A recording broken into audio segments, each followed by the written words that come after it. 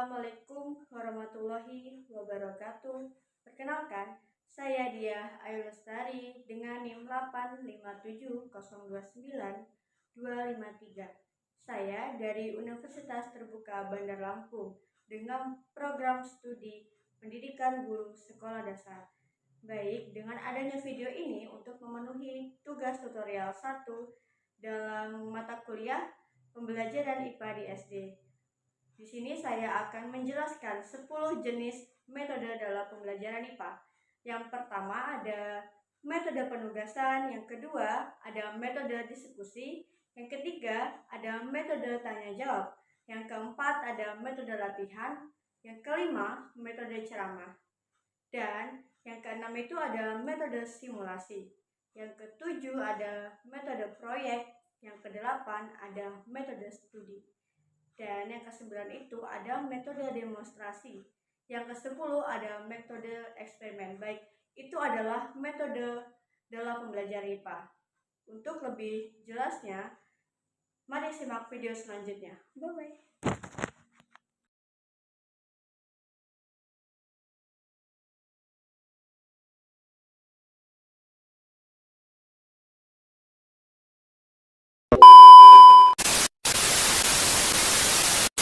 Oke, standby, kamera ready, sound ready, 3, 2, 1, action. Baik, saya akan menjelaskan 10 jenis metode dalam pembelajaran IPA. Yang pertama ada metode penugasan. Apa sih yang dimaksud dengan metode penugasan? Metode penugasan adalah cara mengajar di mana guru memberikan tugas tertentu kepada siswa untuk dikerjakan baik saat pembelajaran berlangsung maupun di luar jam pelajaran. Kemudian, hasilnya dilaporkan dan dibahas bersama. Kedua, ada metode diskusi. Metode diskusi merupakan suatu perbandingan mengenai subjek dari berbagai sudut pandang. Dalam pembelajaran IPA, metode diskusi perlu dilakukan sebab banyak kebaikannya. Yang pertama itu ada semua murid bebas mengemukakan pendapat. Yang kedua adalah merupakan cara yang efektif. Yang ketiga, mempertinggi peran serta murid secara perorangan. Yang keempat, ada mendorong rasa persatuan dan pengembangan rasa sosial. Yang kelima, ada mengembangkan kepemimpinan dan menghayati kepemimpinan bersama. Baik, sebagai pemimpin, diskusi harus disegani oleh temannya dan mempunyai tugas. Tugas yang pertama itu adalah menjaga agar peserta tidak berebut dalam berbicara. Yang kedua, pembicaraan tidak dikuasai oleh murid yang suka berbicara. Yang ketiga ada mengembalikan pembicaraan peserta yang menyimpang pada pokok permasalahan yang benar. Yang keempat ada mendorong peserta yang pemula dan pendiam. Dan yang kelima ada memberi jalan keluar bila pembicaraan mengalami hambatan. Yang keenam ada pemimpin diskusi tidak dibenarkan untuk menjawab pertanyaan peserta. Yang ketujuh ada mengatur tempat duduk agar terbentuk melingkar atau bentuk tapal kuda. Terus, apa sih tugas guru? Ya, tugas sebagai guru adalah yang pertama, memberikan garis-garis besar pokok persoalan. Yang kedua, masalah yang akan didiskusikan menarik dan masih hangat bagi murid. Yang ketiga, memantau, memberi jalan keluar bila terjadi mengalami jalan buntu. Yang keempat, mampu merumuskan suatu kesimpulan hasil diskusi murid dan kesimpulan itu berguna untuk memecahkan persoalan berikutnya. Adapun kelemahan metode diskusi adalah yang pertama, bila pembicaraan didominasi saja oleh salah satu perseorangan diskusi. Yang kedua, biasanya siswa yang pandai berbicara yang aktif dalam diskusi. Yang ketiga, pembicaraan sering menyimpang dari pokok permasalahan. Ketiga, ada metode tanya jawab. Apa sih yang dimaksud dengan metode tanya jawab? Metode tanya jawab adalah untuk mengetahui sejauh mana murid mengerti dan mengingat tentang fakta yang dipelajari dan didengarnya. Dalam ilmu pengetahuan alam, pertanyaan dapat digunakan untuk mengamati suatu demonstrasi atau percobaan. Misalnya, berapa derajat rata-rata kenaikan suhu setiap 5 menit pada waktu air itu dipanaskan. Dan yang kedua ada bagaimana langkah-langkah percobaan yang telah Anda lakukan. Dan yang keempat ada metode latihan. Sebagaimana diketahui, metode latihan banyak digunakan dalam olahraga seperti berenang, lari, tinju, dan sebagainya. Begitu juga dalam pelajaran matematika seperti menghitung, mengenal bentuk berbeda, menghafal rumus, dan sebagainya. Sedangkan dalam pembelajaran ilmu pengetahuan alam, banyak juga hal-hal yang perlu dilatihkan, seperti penggunaan mikroskop, penggolongan berbagai jenis hewan, dan tanaman dalam pembelajaran biologi, penggunaan ukuran membaca termometer dalam pelajaran fisika dan lain sebagainya. Yang kelima ada metode ceramah. Metode ceramah adalah metode yang mungkin kerap paling dilakukan. Metode ceramah adalah metode yang paling tradisional, yaitu guru berbicara dan murid mendengarkan.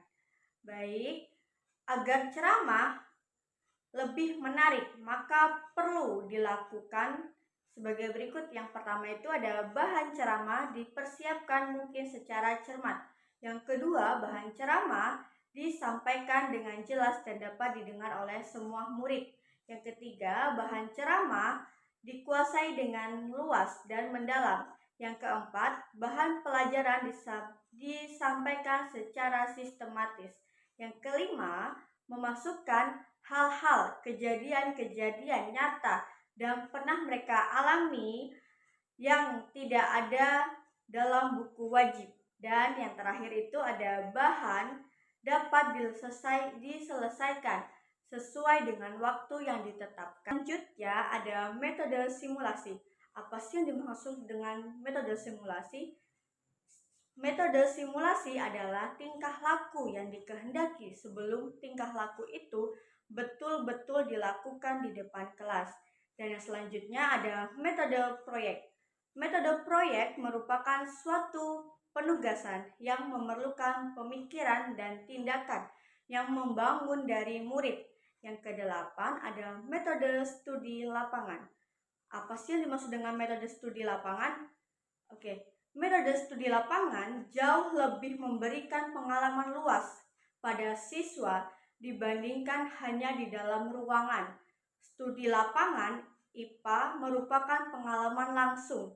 Dan yang kesembilan ada metode demonstrasi.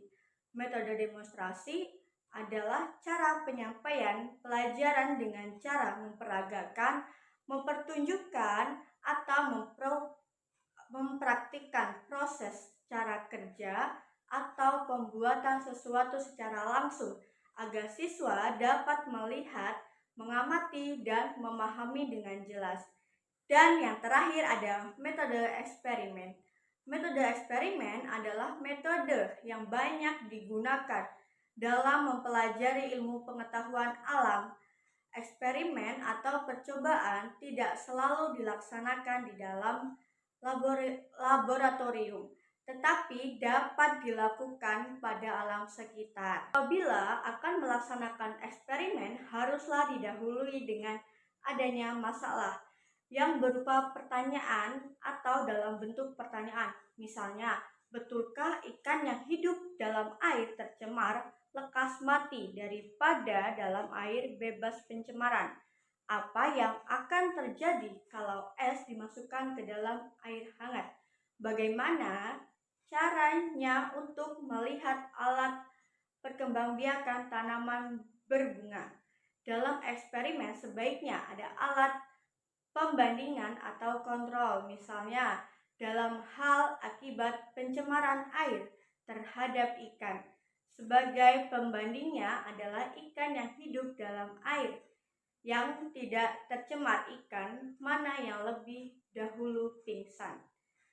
Maka perlu disampaikan hal-hal berikut dalam eksperimen.